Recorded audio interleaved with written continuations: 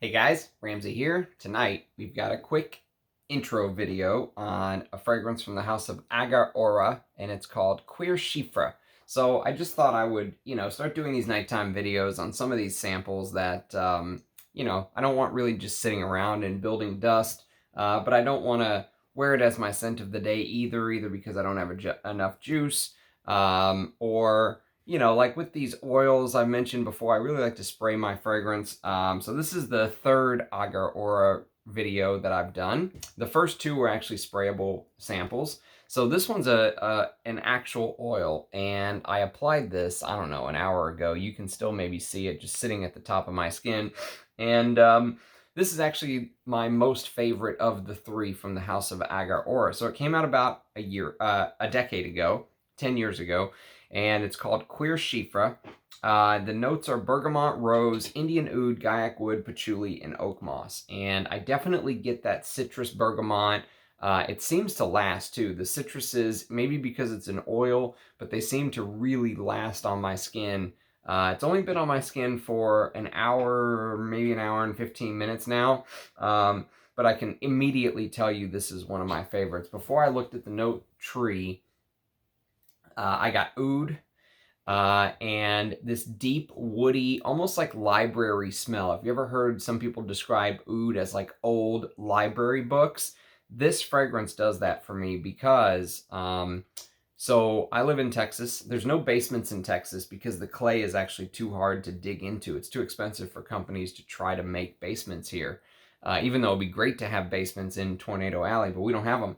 But my mom's family, my mother's family, is from upstate New York, and they actually do have basements there.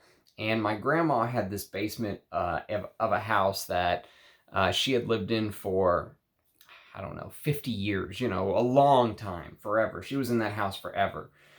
And it's that basement that, was in that house was made up of all kinds of stuff over her life. There were toys that, my mother and her siblings had, that were around forever. There was an old train set. There were old boxes that were down there forever. And I remember being a kid and going down into her basement, and it would have this very distinct smell. And now that I'm looking back on it, I'm thinking old books, old boxes. Even the rooms that housed, old Dr. Seuss books from when my, aunts and my mother lived there. They had a distinct smell to me, and this recreates that somehow. Also, before I looked at the note tree, I thought there was a note of iris in this perfume. There's not. There's Indian oud, gaiac wood, patchouli, oak moss, bergamot, and rose, and that's all that's listed. But if you look at or go back to the 50 ingredient video that me and Russian Adam did, which is probably one of the most important videos I could ever put up just because of how deep the content is. One of the ouds was a very rare, very expensive oud that was distilled in a certain way, if I remember. And I thought that it actually smelled like iris. I thought that oud was so out of this world that it actually smelled like orris, or iris, or orris butter, or orris root, whatever you want to call it. It had that powdery orris-like smell, but it was oud. There was no orris in it. Russian Adam laughed. And then he also had a patchouli that I thought smelled like oud. So the distillation process makes a lot of difference when you're distilling the actual materials themselves. And this has that irisy smell, and I wonder if it's the way that Taha distilled this oud. That's kind of going through my mind because there's no iris note listed, and it has that, it definitely real oud. When you first apply it, you can definitely get that hit of real oud, but it reminded me of like this woody, almost like this old mahogany wood. Think about wood cabinets, wood chests, maybe old wooden desks from lifetimes ago, from generations past. That's the vibe that this fragrance gives me, and I really like it.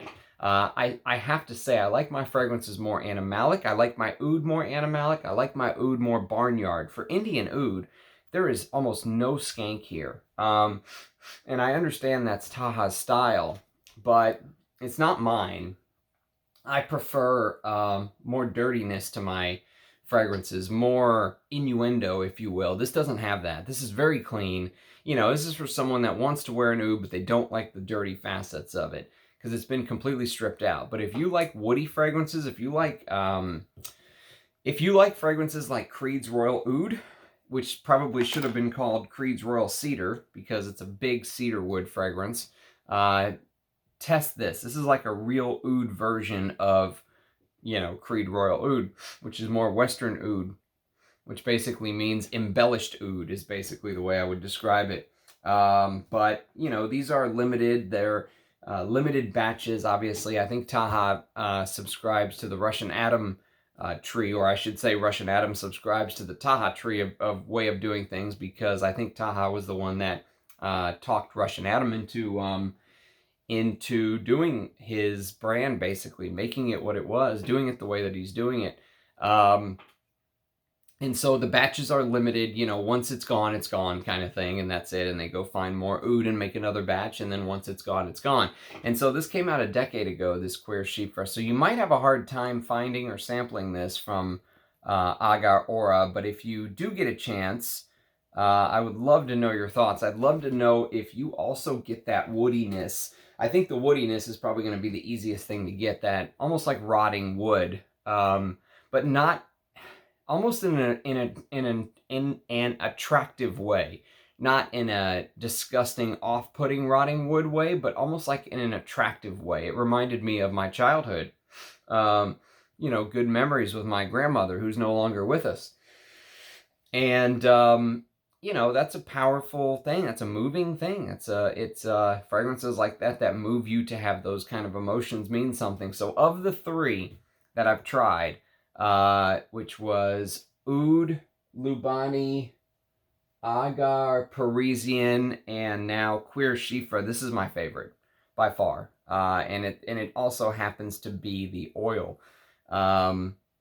But yeah, it seems like this would last forever too. So I'm a big fan. I really like this stuff. You know, I wouldn't pay the money, I don't think, that's being asked for secondary market bottles if one ever came up. I mean, some of the prices on some of these really niche indie houses like this they're just in the stratosphere. You know, I was looking up Ensar's prices recently, and I was literally shocked. Like, I had no idea how much he sold his fragrances for, and it was just like, oh my God. So yes, I just threw the sample. There we go. All right. So anyways, that's my early impression on it. If you guys have any experience with Cuir Chypre, let me know. If you get a little bit of an Oris, let me know. If you get like that old library, I'd love to hear your thoughts. I'd love to hear your thoughts on the brand too, because I'm just kind of getting into this brand. And honestly, I can appreciate the style, but I don't know if that clean oud is for me. I think I like my oud a little bit more funky, a lot more funky. So anyways, these nighttime videos are going to be shorties, so we're keeping it short. 8.5 minutes. Thanks for watching. Likes, subscriptions, all that stuff is always appreciated. I appreciate every single subscriber I have. It still kind of astonishes me that 1,600 of you subscribe to my channel.